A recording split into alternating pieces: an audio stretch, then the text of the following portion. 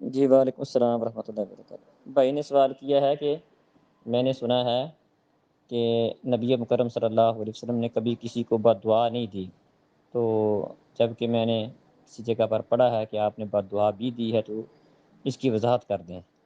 بھئی نبی مکرم صلی اللہ علیہ وسلم کے بارے میں آتا ہے کہ آپ نے اپنی ذات کے لیے کسی سے انتقام نہیں لیا۔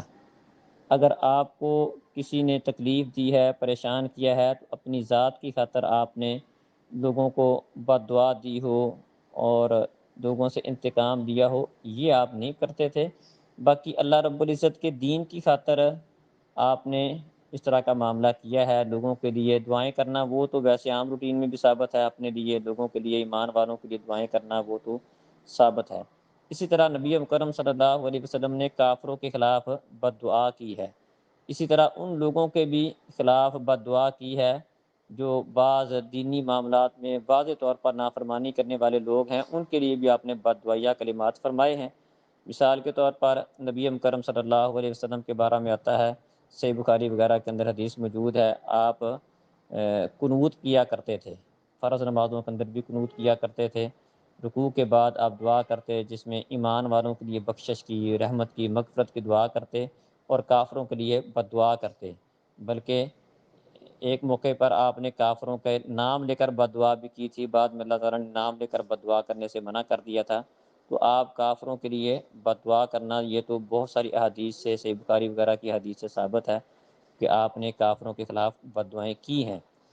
اور اسی طرح بعض نافرمانی کے کام کرنے والوں کے خلاف بھی آپ کے اس طرح کے الفاظ موجود ہیں، جیسا کہ نبی کرم صلی اللہ علیہ وسلم نے فرمایا کہ لعن اللہ الہود والنصارى اتخذوا قبور انبیائہم مساجدا۔